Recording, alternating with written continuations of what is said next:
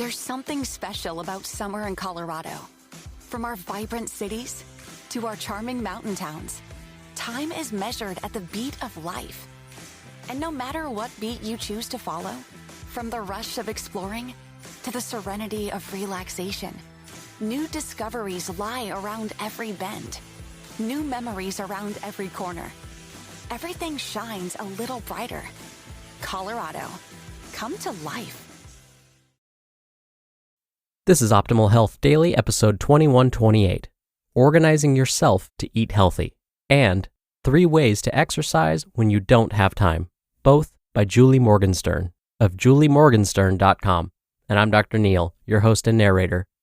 Thanks so much for joining me once again on Optimal Health Daily, this time for 2 short posts. So with that, let's get to our first post of the day and start optimizing your life.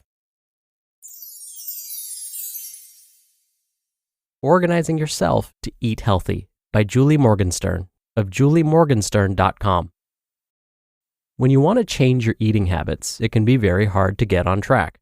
Whether it's to lose weight, cut down on processed foods, or try a new diet like vegan or keto, we try to rely on willpower or discipline to get us through. But willpower is limited and will only get us so far. We usually end up trying, failing, and then spiraling into negative self-talk or self-flagellation. You can fortify your willpower with some very practical actions that make it easier to stay on track. Instead of just asking, how do I maintain my discipline to eat healthy? The question you can ask is, how do I organize my time and space to encourage eating in a healthy way? That slight shift in approach can set you up for success, giving you the scaffolding and support you need to follow through on your goals. Here's how. 1. Get clear on your motivation. We don't change any habits without seeing something on the other side of that habit that we desperately, authentically want. There are many reasons to eat healthy, including longevity, energy, and vanity, to name a few. But I want to introduce another idea. There is a direct correlation between diet and productivity. Food is our fuel, and therefore has a direct impact on our energy and brain power. When we eat the right foods at the right time in the right quantity, we feel energized, engaged, and productive. On the other hand, when we eat the wrong foods at the wrong time in the wrong quantities, we become sluggish, lightheaded, have difficulty thinking clearly, or making it through the full workday. Enhanced productivity is a powerful motivation for eating healthy, but whatever yours is, defining it makes an impact. Getting clear on your why is clarifying and energizing. 2. Organize your fridge. Set aside time to make your spaces really easy and enticing for eating in a healthy way. That means clean out your fridge and pantry.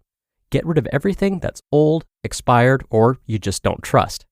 For any not so nutritious foods you find, either give them away or just trash them. Your health is more important and more valuable than whatever you spent on that ranch dip and chips that you know you can't resist. Then, fill your spaces up with the good foods that nourish you. Set your environment up in an appealing way to encourage you to reach for the healthy choices. One person I know found it helpful to artistically arrange apples on the front edge of every shelf in her fridge. Every time she opened her fridge looking for a snack, it made it easy and delightful to reach for an apple. Setting up your environment so it's appealing and easy to eat the way you want is such an overlooked but powerful way to support yourself. And 3, plan your meals. If we are going to eat healthy, we need to plan for it. It's nearly impossible to eat healthy on the fly, at the last minute, or when you're starving. Once a week, perhaps on the weekend, do some planning on what your dinners, lunches, and even breakfasts are going to be. If you plan it out, you're much more likely to shop and get those ingredients in the house. Planning also removes decision-making, so you're just in implementation mode for the rest of the week. You can rest easy knowing that you're all set up with the right choices to eat in a way that brings out your peak energy, brain power, and productivity. Every day is a new chance to fortify your commitment to build healthy habits. Knowing your motivation, taking time to organize your spaces and your meals provides the structure for you to eat the way you want to. When we eat healthy, we are properly fueled and have the energy to think clearly, to focus, the stamina to pace ourselves throughout the day, to seize the opportunities, and tackle all sorts of challenges. With that positive feedback loop, you will feel more confident and motivated to keep eating well. 3 Ways to Exercise When You Don't Have Time by Julie Morgenstern of juliemorgenstern.com. Whether the COVID-19 pandemic threw a wrench in your well-oiled exercise routine or you lacked a routine to begin with, one thing is certain. With more work and family demands on your plate than ever before, fitting exercise into your daily schedule has become yet another impossible chore. You know it's important, but even when you have the time, the idea of continuing to stare into your laptop screen for a 30-minute exercise class after a long day of working from home is less than appealing. The good news is, home workout videos and online exercise classes aren't your only options for staying fit. In fact, there are plenty of ways you can incorporate informal exercise into your day, stimulating your physical and mental muscles without setting any additional time aside, or even leaving your chair. With informal exercise, you build exercise into your daily routine simply by paying attention to your movement, any kind of movement, all day long. It doesn't have to be formal, it just has to be conscious. To get you started, here are a few ideas on how you can incorporate mindful movement into your daily practice. While walking around during the day, pay attention to your posture, walk from your core, and sit and stand mindfully, engaging your quads, glutes, and biceps. While working, isometric exercises require you to contract and hold a position. That's easy enough to do in your desk chair. Sitting on a big rubber balance ball instead of a traditional office chair makes you hold in your abs. Walk and talk during conference calls. Bonus, it gets you away from your computer, reducing the temptation to multitask during calls. Leg lifts are effective and easy to do from a desk chair. Try this. Sit straight on a chair with your feet and legs together, abs engaged, and arms extended at shoulder level in front of you, with your palms facing down. Draw your shoulder blades together to make them kiss. Relax your shoulders. Do that for 5 reps. Keeping your arms extended, make 10 apple-sized circles with your hands. Do this combination 8 times or more.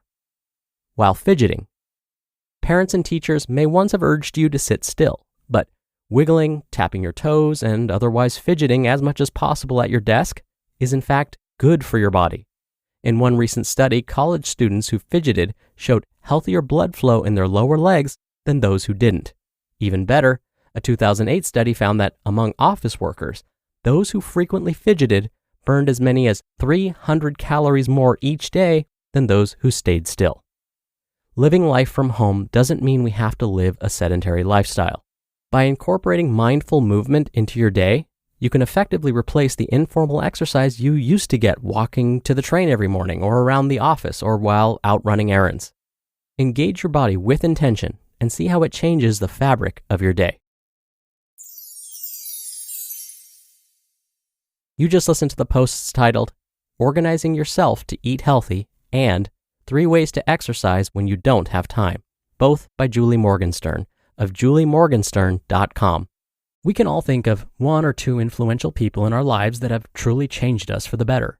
But the question is, have you found that person for your company? Well, now you can, all thanks to Indeed. Indeed is the hiring platform helping over 3 million businesses worldwide to do it all. Don't spend hours on multiple job sites looking for candidates. Over 80% of Indeed employers find quality candidates the moment they sponsor a job. I especially love Indeed's Instant Match feature because candidates you invite to apply through Instant Match are 3 times more likely to apply to your job than candidates who only see it in search, according to US Indeed data. Indeed knows that when you're doing everything for your company, you can't afford to overspend on hiring. Visit Indeed.com/health to start hiring now. Just go to Indeed.com/health. Indeed.com/health. Terms and conditions apply. Cost per application pricing not available for everyone. Need to hire? You need Indeed. Dr. Neil here for my commentary. I want to mention something that today's author Julie mentioned in the first post. Organizing yourself to eat healthy. Julie gave us the example of artistically arranging apples on the front edge of every shelf in the fridge. That made it easier to choose an apple as a snack. This is a perfect example of setting up your environment to make it easier to make the healthy choice the easy choice. Along with this, something else to consider is making most fruits and vegetables you keep in the fridge in plain sight. And if they can be prepped in advance so they're ready to eat, meaning they're washed and chopped, it will make it even more likely they'll actually get consumed. For example, instead of keeping fruits and veggies hidden away at the bottom of the refrigerator in the crisper drawer, keep them in clear containers right at eye level. So when you open the door to the refrigerator, they are the first things everyone sees. This will serve as a constant reminder that they're there, ready to eat. All right, that'll do it for another edition of Optimal Health Daily. Thank you so much for being here. I hope you have a great rest of your day. And be sure to tune in again tomorrow, where I'll have another post for you and where your optimal life awaits.